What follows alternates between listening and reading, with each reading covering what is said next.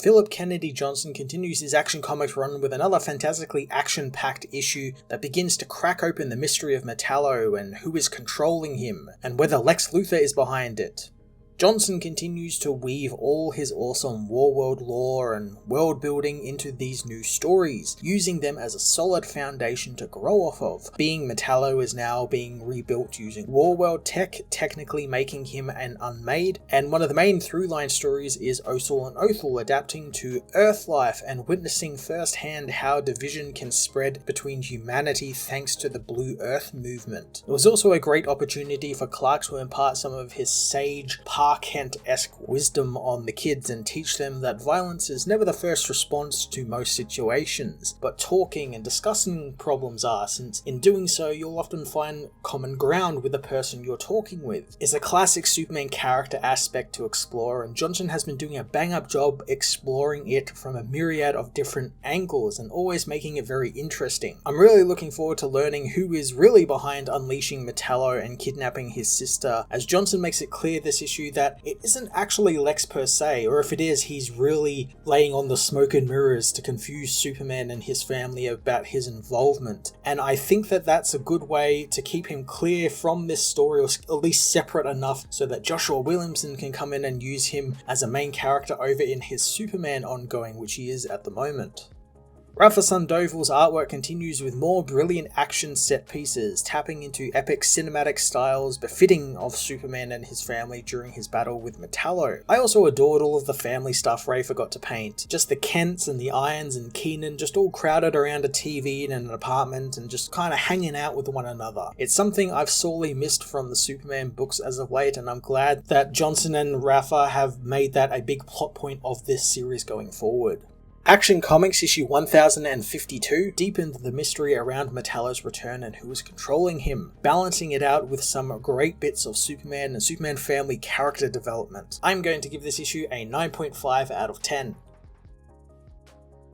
Action Comics issue 1052 finds Superboy beaten down by METALLO, who meets Superman in battle head-on. METALLO blasts Superman with his kryptonite heart, telling the Man of Steel that he wasn't the only one who returned home even stronger. Superman is smashed away by the villain as he charges up his fist with a deadly kryptonite-charged blow, apologizing to the hero since he's not the only one with family to look after either. Steel and Natasha arrive, gaining METALLO's attention. John Henry hits METALLO with his hammer, but the villain stops it, asking if the big shot scientist remembers him. John Henry remembers him just fine, returning METALLO's hit with his own, ripping off Corbin's face. Lex tells METALLO not to concern himself with Steel, but METALLO tells him to shut up as he charges up an energy blast to kill John Henry with. Superman returns, grabbing METALLO and blasting him with freeze breath, turning him into a solid mass which he hurls into the atmosphere and into space, putting a stop to METALLO's rampage. Later on, Lex's news network reports on the attack possibly being connected to the people of Warworld, as trace signatures of Warworld energy were found at the battle scene, and because of this, the Blue Earth movement continue their tirades against the Warworld refugees and the danger they pose by staying on Earth. The Kents watch the news and Connor isn't happy that METALLO got away with this. Lois reminds him that no one else saw METALLO except for the heroes, and it doesn't fit the WLEX news network's narrative. Osel asks who METALLO is. John Henry tells him who John Corbin is, saying that he was a volunteer for the Steel Soldier program that LexCorp was running, but it was a rushed production, and because of it, John Corbin was turned into a kryptonite-powered cyborg. John Henry claims that he's now just a dying brain in a metal corpse that he puppets around, but he doesn't envy him at all, as Othel thinks that he is an unmade, prompting Clark to tell John of the elite Warzone soldiers he fought on Warworld, and calling John Corbin one describes him perfectly. Lois calls the young Philosians to bed, getting them to brush their teeth. The kids ask why Clark wears old man glasses, so he tells the kids that many of Earth's protectors wear masks to protect their loved ones. The kids think that Clark Kent is the mask, but Clark sees it more as his truest name. But he had to keep Clark and Superman separate, and Superman is the name Lois gave him. Othel knows that Lois also calls him Smallville, but Othel prefers Superman, calling it a mighty name, and he wants a mighty name of his own, calling himself the Osel Fight Master. Lois takes the kids to bed as Othel asks if Clark pretended to be human so his enemies wouldn't kill him in his sleep, enemies like Blue Earth. Clark thinks the people like the Blue Earthers aren't their enemies, they are just afraid and some have just been misled by others. He tells the girl that fighting isn't the only way, and sometimes you can find a way to hear your enemy and make them hear you, and sometimes you'll find that you are both on the same side. He assures the girl that she doesn't need to worry about the Blue Earth, since no one sets out to be a villain. Metallo meanwhile remembers his childhood, drawing pictures with his sister Tracy as chaos erupts in their home as his father returns with his uncle Mark, who has been shot, tells the boy to shut up and to take his gun and to go to the nearby river and throw it in as far as he can. He warns the boy that if he screws up or tells anyone what he's about to do, he'll kill the boy with his bare hands. Metallo awakens in space thanks to Tracy's voice. His sister appears in a hologram, telling her brother that she is scared and he can't leave her. John tells her that he'll be able to get her free now since he did what Luthor wanted and trashed Steelworks. Tracy reveals it's not that simple, since John told Superman about her and Luthor had Tracy moved to a top secret villain prison, and no one cares that she was set up from the get-go, since after all, she's just Metallo's sister, and she won't survive the prison. She pleads with her brother to kill Superman and his whole family to free her. Back at the Kent house, Osel and Othel finally get to sleep and Clark returns to the family, telling them that the kids are amazing and are acclimating well to Earth, but things like bathrooms and beds are foreign to them and will take some getting used to. Clark asks Connor how he's going and the Superboy toughs it out, knowing that he's fine, but Keenan doesn't think he is, but Connor is only interested in a rematch with Metallo. Clark warns Connor that Metallo is now extremely powerful, as he learns from the Irons that the tower is being shored up at its foundations and they'll have it up and running soon. John thinks that Luthor did this because Steelworks is taller than LexCorp, and John Henry agrees, as Clark tells his family that Lex almost assuredly helped Metallo escape prison, since he doesn't want anyone else but himself shaping Metropolis's future. However, Luthor is still in prison and whatever Metallo is doing isn't under his control. Kara knows that she saw Metallo talk directly to Luthor during the attack, but Clark looked at Luthor with his X-ray vision at that moment and he was still in prison reading, not talking to anyone, meaning Metallo thinks that Luthor is doing this, but it's not really him and it's possibly related to Warworld since Metallo's new body is based off of the unmade tech. Metallo meanwhile crash lands back on Earth, told by Luthor that he has a messed up face and everyone will see it, so it's about time he got a new one. Metallo comes across a group of Blue Earthers who are getting ready to storm Steelworks since their other plans that day hadn't worked. They charge down an alley and right into the path of Metallo, asking if he's part of the Blue Earth movement, but one spots that he has glowing green eyes, thinking that he's an alien. It's too late, however, as the villain kills his way through the men, unleashing a green light which teleports the remainder men to his hideout. The men plead to be let go, but Metallo says that he thought that they wanted to make a difference and he won't kill them, since he's got to take down an entire family of superheroes, and to do that, he's going to need a family of his own, intending on turning the men into kryptonite cyborgs like him.